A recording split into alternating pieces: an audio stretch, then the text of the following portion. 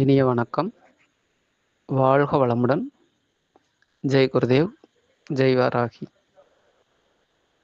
என்னை ஈன்ற தாய் தந்தையரை வணங்கி, எனது குருமார்கள் அனைவரின் பொற்பாதங்களையும் வணங்கி, நவக்கிரகங்களை வணங்கி, இந்த 2026ஆம் ஆண்டு புத்தாண்டு ராசி பலன்கள் வரிசையில் மிதுன ராசிக்குண்டான பலன்களை தற்பொழுது பார்க்க இருக்கிறோம். மிதுன ராசிக்குண்டான கோச்சார கிரக அமைப்புகள் அப்படின்னு பார்த்தோம் அப்படின்னா, இந்த வருஷம் மிதுன ராசியிலேயே குரு பகவான் சஞ்சரிக்கிறார். ஜூன் மாதம் 6ஆம் தேதி வரை மிதுன ராசியிலேயே குரு பகவான் சஞ்சாரம் செய்கிறார்.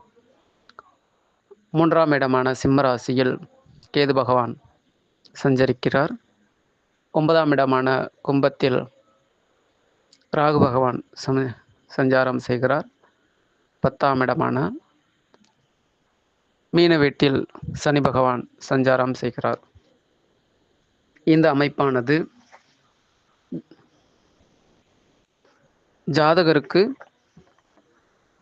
இடமாற்றம், வேலையில் மாற்றம் இருக்கும், மன உளைச்சல் இருக்கும், எடுக்கக்கூடிய முயற்சிகளில் தடை தாமதம் இந்த மாதிரி இருக்கும். நம்ம முயற்சிகள் வெற்றியடைய இறை தரிசனம் அவசியம். அதே போல் உறவுகளில் சிறு சிறு சங்கடங்கள், குடும்ப உறுப்பினர்களால் சங்கடம் இவையெல்லாம் இருக்கும்.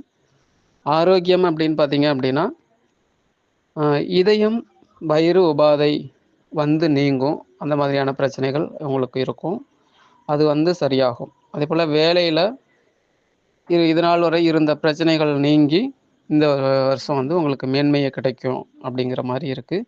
நண்பர்களால் நன்மை உண்டாகும். இது நாள் வரைக்கும் உங்களுக்கு நண்பர்களால் இருந்த பிரச்சனைகள் சரியாகி இப்போ நல்லாயிருக்கும். எதிர்பாராத தனலாபம் வரும். குடும்ப வளர்ச்சி, மேன்மை இதெல்லாமே உண்டாகும். மிதுன ராசிக்காரங்களோட குழந்தைகள் அப்படின்னு பார்த்தீங்க அப்படின்னா, குழந்தைகளுக்கு படிப்பு, ஆரோக்கியம், சுப நிகழ்ச்சிகள், தொழில் வளர்ச்சி, அதாவது குழந்தைகளோட தொழில் வளர்ச்சி இதெல்லாமே இருக்கும். ஒரு குதூகலமான காலம், குழந்தைகளுக்கு குதூகலமான காலம். குலதெய்வ வழிபாட்டினால் அனுகூலம் உண்டாகும். குலதெய்வ வழிபாட்டில் தடை உள்ளவர்கள் இந்த வருடம் தெய்வ வழிபாட்டில் ஆர்வம் காட்டுவார்கள்.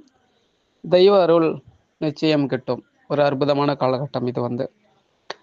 மிதுன ராசி அன்பர்களின் கணவன் மனைவி உறவு, கணவன் மனைவிக்குள்ள பிணக்குகள் நீங்கி ஒற்றுமை உண்டாகும்.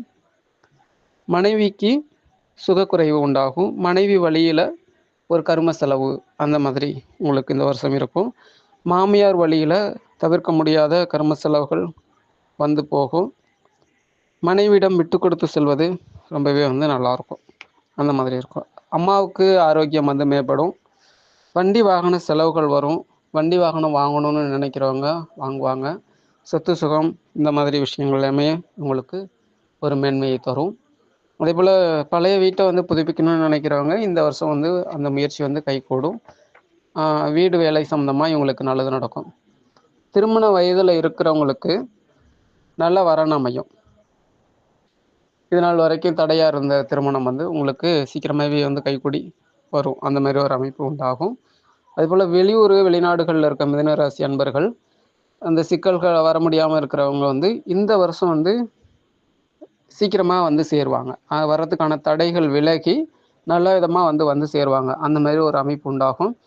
அதே போல் வெளியூர் போகணும், வெளியூரில் போய் வேலை கிடைக்கல அப்படின்னு நினைக்கிறவங்களுக்கு இந்த வருஷம் முயற்சினால் வெளியூருக்கு போகிறதுக்கான வாய்ப்புகள் நிறையா உண்டாகும். அந்த மாதிரி ஒரு அமைப்பு இருக்குது.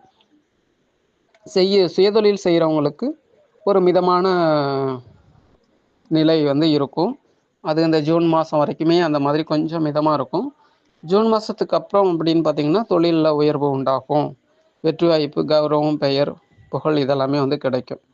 அதே போல் வேலையில் இடமாற்றம் கிடைத்தால் நல்லாயிருக்கும் அப்படின்னு நினைக்கிறவங்களுக்கு இந்த வருஷம் நினைத்த இடத்துக்கு இடமாற்றம் கிடைக்கும். அதே போல் இந்த வருஷம் அப்படின்னு பார்த்தீங்க அப்படின்னா நம்ம எடுக்கக்கூடிய எல்லா காரியங்கள்லையும் வெற்றியடைய ஸ்ரீ கணபதி வழிபாடு ரொம்ப செய்யணும். அதே போல் முன்னோர்கள் வழிபாடு செய்கிறதும் மிகப்பெரிய மாற்றத்தை, வெற்றியை தரும் அப்படின்னு. வாழ்க வளமுடன். எல்லா எல்லா வளங்களும் கிடைக்கட்டும்.